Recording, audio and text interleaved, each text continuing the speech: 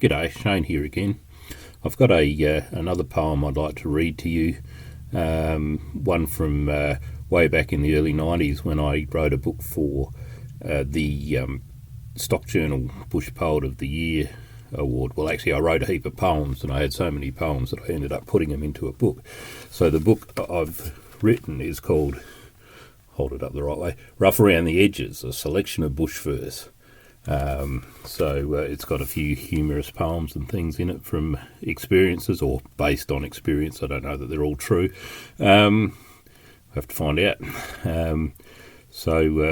This one that I'm going to read out to you is one that's based on an experience when I was a young fella jackarooing, and the boss liked to pride himself on having, nice things. And he just bought himself a brand new ute. It was one of those Toyota Hi-Ace utes with all the plastic trimming and aluminium tray. And at the time, it was quite a fancy thing, because prior to that, we used to just use the old Fords and Holden utes and things like that.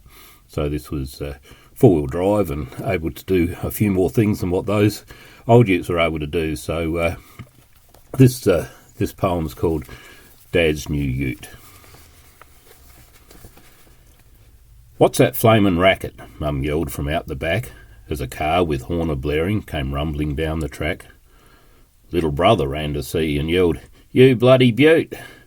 'Cause down the track in a cloud of dust came Dad with a brand new ute. Yeah, he tracked off to the city to sell a mob of sheep and see if he could get a trade or buy a vehicle cheap. With his chest stuck out and his head up high, he grinned from ear to ear as he pulled up in the driveway, revving loud and changing gear. Only cost a couple of $1,000 with the old one thrown in. With such a bonza offer, to pass it up would be a sin. Now I'm asking your opinion, have a look and say your piece. So I walked around it slowly like a sheepdog rounding geese. Now, I'm a little more conservative than the old man at his best.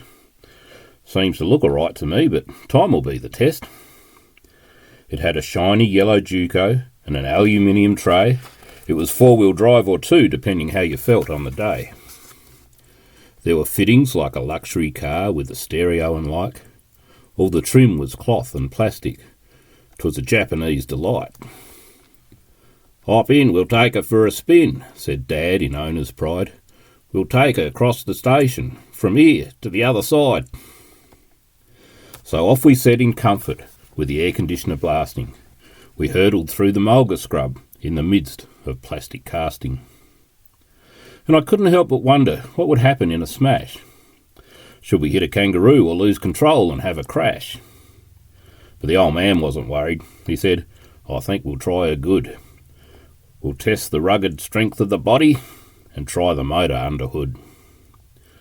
We pulled up in a cloud of dust by a pile of granite boulders.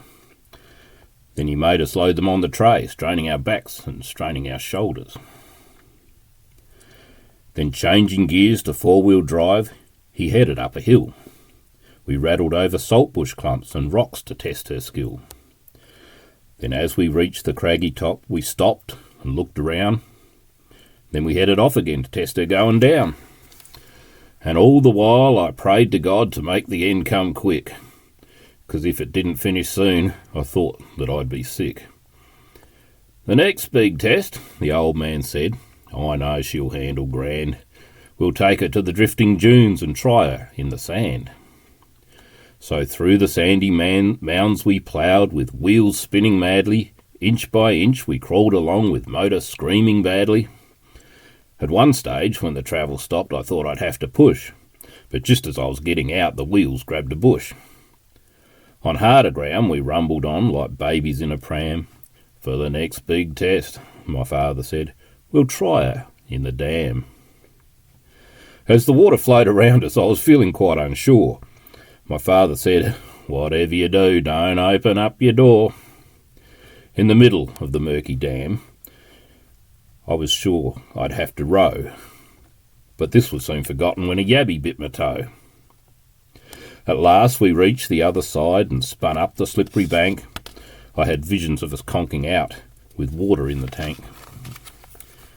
"One last test," the old man said, as I grit my teeth in pain. We'll take her down to the desert's edge and cross the Gibber Plain. I groaned my disapproval, but the old man didn't hear, and he seemed just like a man possessed as he crunched it into gear. With a bouncing ute and rattling bones, we flew across the gibbers as I visioned all the damage to our kidneys and our livers.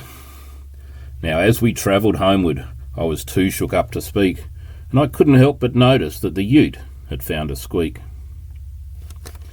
But the old man didn't hear it as he parked it in the shed. Then, after patting the bonnet fondly, he headed off and went to bed.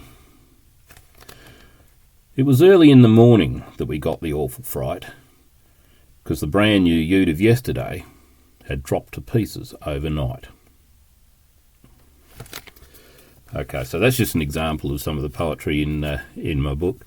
Unfortunately, it's out of print because basically I haven't had enough money to reprint it. But maybe one day when I become rich and famous, I'll be able to do another print run. So anyway, just thought I'd share that one with you, and hope you have a good day, and I'll catch you with my next poem. See you later.